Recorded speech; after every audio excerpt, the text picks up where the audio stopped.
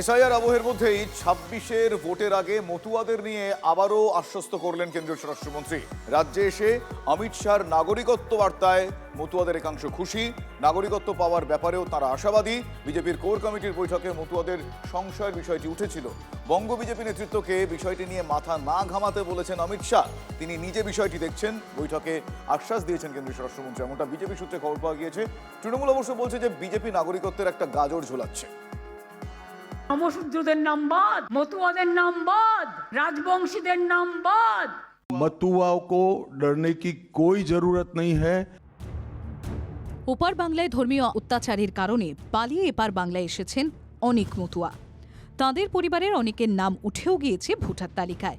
কিন্তু এসআইআরের আবহে তাঁরা দুশ্চিন্তায়, বিশেষ করে যাঁদের ঠাকুরদা ঠাকুমা অথবা মা বাবার নাম 2002-এর ভোটার তালিকায় নেই। এসআইআরে তারা আনম্যাপড তকমা পেয়েছেন। খসড়া তালিকা স্পষ্ট, মতুয়াগড়ের সর্বাধিক বেশি নাম আনম্যাপড। খসড়া তালিকা স্পষ্ট, বাংলাদেশ সীমান্ত লাগোয়া আসন যেখানে মতুয়ারা নিয়ন্ত্রক, সেখানে ম্যাপিং হয়নি হাজার হাজার মতুয়া। সীমান্তবর্তী গাইঘাটায় আনম্যাপড 14.5%, হাবড়ায় 13.6%। সর্বাধিক মতুয়ার বাস যেখানে, সেই বাগদায় 12.7% ভোটারের ম্যাপিং হয়নি। এবার তাঁদেরই ডাক পড়ছে শুনানিতে। এই পরিস্থিতির মধ্যেই বাংলায় এসে মতুয়াদের অভয়বাণী দিয়েছেন কেন্দ্রীয় স্বরাষ্ট্রমন্ত্রী অমিত শাহ। ये भारतीय जनता पार्टी का वादा है, जो शरणार्थी बंगाल में आए हैं वो भारत के नागरिक है, इनका कोई नुकसान नहीं कर सकता, ममता बनर्जी भी नहीं कर सकती। এসআইআর প্রক্রিয়া চলাকালীনই মতুয়াদের একটা অংশ নাগরিকত্বের জন্য আবেদন করেছেন।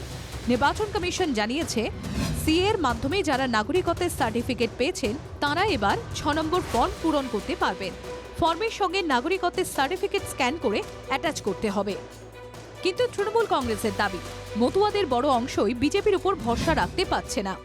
মতুয়াদের যেভাবে ওই নাগরিকত্ব দেখিয়ে আপনারা গাজর দেখিয়েছেন, মতুয়াদের প্রতিনিধি ভারতীয় জনতা পার্টির লোকসভার সাংসদ এবং বিধায়করা বলছে যদি মতুয়ার নাম বাদ যাবে। এ আবার তৃণমূল বলছে না, বিজেপির লোকেরাই বলছে।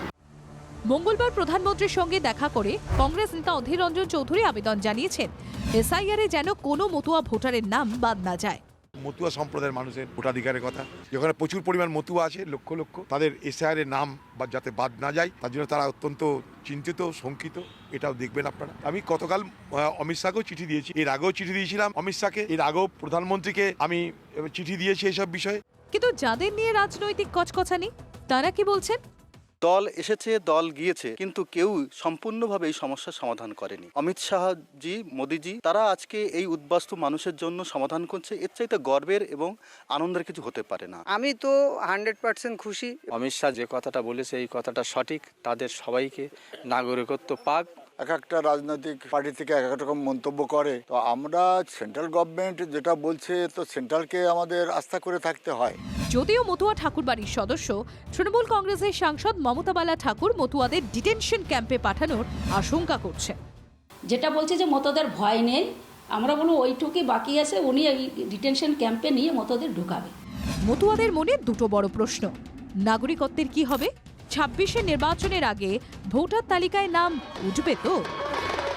Bureau report, TV9 Bangla.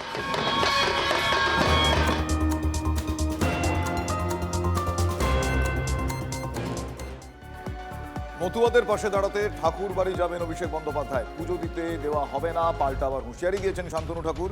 9 জানুয়ারি তাহিরপুরের সভার পর ঠাকুর বাড়িতে যাওয়ার কথা অভিষেকের। ঠিক হয়েছে, ঠাকুর বাড়িতে হরিচাঁদ ঠাকুরের মন্দিরে পুজো দেবেন তিনি। কত পুলিশ নিয়ে আসতে পারে দেখবো, চ্যালেঞ্জ করেছেন আবার কেন্দ্রীয় মন্ত্রী। আমি একটু ডিটেল জানবো, আমার সহকর্মী দীপঙ্কর রয়েছে। তার আগে শান্তনু ঠাকুর কি বলেছেন আমি পিসিআরকে বলবো একবার শোনাতে। ঠাকুর বাড়িতে যে কেউ আসতে পারে, তাতে কারোর কোনো অবজেকশন নাই, কিন্তু অভিষেক বন্দ্যোপাধ্যায় ঠাকুর বাড়িতে যেভাবে আসে, সেটা ঠাকুর বাড়িতেও একটা ফোর্স দেখাতে আসে, পুলিশ ফোর্স নিয়ে। এভাবে যদি ও এসে থাকে, ওকে পুজো দিতে দেব না আমরা, পরিষ্কার কথা। ভোটের আগে অভিষেক বন্দ্যোপাধ্যায় কেন ঢুকতে চাইছে? এখানে এসে কোনো রকম রাজনৈতিক কোনো বক্তব্য, এই বাড়ির সদস্য সম্পর্কে কোনো রকম বক্তব্য আমরা শুনবো না। আর অভিষেক বন্দ্যোপাধ্যায় যে কথা বলেছে তাতে আমার তো কোনোভাবে ওকে আসতে দেওয়া উচিত নয়। আমরা জমায়েত রাখবো, অভিষেক বন্দ্যোপাধ্যায় ঢুকবে, ওর উদ্দেশ্য কি, ইন্টেনশন কি আমরা দেখব। তারপরেই ওর বিরুদ্ধে যা করা সেটা আমরা ওখানে বসেই করবো। মমতাওয়ালাকে দিয়ে ঝামেলা পাকাবে আর ঠাকুর বাড়ি এসে মতুয়াদের সদ্গুণ গাইবে, কত পুলিশ নিয়ে আসতে পারে আমি দেখি ওই দিন। অভিষেক বন্দ্যোপাধ্যায় 9 তারিখে ঢুকলে এখানে এসে যা শোনার যা দেখার দেখে যাবে অভিষেক বন্দ্যোপাধ্যায়। আমার সহকর্মী দীপঙ্কর এই মুহূর্তে টেলিফোন লাইনে রয়েছেন। দীপঙ্কর, অভিষেক বন্দ্যোপাধ্যায় তিনি সেখানে যেতে পারেন এবং সেই বিষয়টা নিয়ে এই মুহূর্তে আবহ যেটা তৈরি হয়েছে, আমরা শান্তনু ঠাকুরের বক্তব্য শোনালাম, সেখানকার মানুষজনের কোনো রিয়াকশনস পাওয়া গিয়েছে? মতুয়া সম্প্রদায়ের মানুষজন তারা কি বলছেন? দেখো, মতুয়া সম্প্রদায় অল ইন্ডিয়া মতুয়া মহাসংঘের মমতাওয়ালাপন্থী তারা আজকে দুপুরে আবার এটা নিয়ে প্রেস কনফারেন্স করবেন, তারা সাংবাদিক সম্মেলন করে জানাবেন তাদের ভার্সন কি। কিন্তু তৃণমূল কংগ্রেসের তরফ থেকে গতকালই জানানো হয়েছে 9 তারিখ অভিষেক বন্দ্যোপাধ্যায় বনগাঁতে যাবেন এবং সেখান থেকে ঠাকুরবাড়িতে পুজো দিতে যাবেন। গত বছর মানে গত নবজোয়ারের সময় তোমার নিশ্চয়ই মনে থাকবে শুভজিৎ, যে অভিষেক বন্দ্যোপাধ্যায় হরিচাঁদ মন্দিরে কিন্তু যেতেই পারেননি। হরিচাঁদ ঠাকুর এবং গুরুচাঁদ ঠাকুরের দুটো মন্দির পরপর রয়েছে, সেখানে কিন্তু শান্তনু ঠাকুরের যে সমস্ত অনুগামীরা ছিলেন তারা হরিচাঁদ ঠাকুরের মন্দির আঁকড়েছিলেন এবং সেই হুঁশিয়ারি আবার দিচ্ছেন, বলছেন যে অভিষেক বন্দ্যোপাধ্যায়কে ঠাকুর বাড়িতে পুজো দিতে দেবেন না। গত বছর হরিচাঁদ মন্দির সম্পূর্ণরূপে আঁকড়ে রেখেছিলেন যখন নবজোয়ারে অভিষেক বন্দ্যোপাধ্যায় এসেছিলেন, এক্ষেত্রেও একই রকম ভাবে হুঁশিয়ারি দিচ্ছে। এখন শান্তনু ঠাকুরের যে বক্তব্য সেটা হচ্ছে তৃণমূল কংগ্রেসের অভিষেক বন্দ্যোপাধ্যায় যখন আসেন প্রচুর পুলিশ নিয়ে আসেন, গোটা ঠাকুর বাড়ি পুলিশে ঘিরে দেওয়া হয় এবং সেই জন্যই তিনি এই আপত্তি করছেন। যদি শুধু পুজো দিতে আসতো তাহলেই আপত্তি ছিল না, ভোটের আগে রাজনীতি করতে আসছে এমনটা বলছেন। উল্টো দিক দিয়ে যদি দেখা যায় তাহলে তারা কিন্তু যে বক্তব্য বলছেন যে ঠাকুর বাড়ি সকলের জন্য খোলা থাকে এবং অভিষেক বন্দ্যোপাধ্যায় আসবেন পুজো দেবেন, এই মর্মে তারা দাবি করছেন। এর আগে মমতা বন্দ্যোপাধ্যায় যখন ঠাকুর বাড়িতে যাওয়ার কথা ছিল নভেম্বর মাসের, ধন্যবাদ।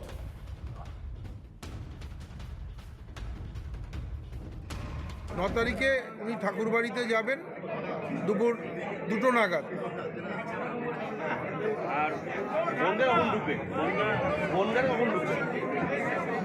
দুটোই আছে, ঠাকুরনগরের টাইম দেওয়া হয়েছে, তার আগে বনগাঁর উপর দিয়ে পার হবে না। ওখানে ওদিনকে উনি ঠাকুর বাড়িতে যাবেন হরিচাঁদ গুরুচাঁদ ঠাকুরের মন্দিরে দর্শন করতে। যে কোনো তীর্থস্থানে সবার যাবার অধিকার আছে। যারা আটকাতে চেয়েছিলেন নিশ্চিত সাধারণ মানুষের কাছে, মতুয়া সমাজের মানুষের কাছেও তার নিশ্চিত হেয় প্রতিপন্ন হন, কারণ আমরা কোনো দেবতাকে আটকে রাখতে পারি না। তিনি যে দেবতা, দেবতার কাছে সকলে সমান। তাই এই কাজগুলি যারা করেন তারা নিশ্চিতভাবে শুভবুদ্ধি সম্পন্ন মানুষ নন এবং কখনোই কোনো বুদ্ধিমান মানুষরা এই কাজ করেন না।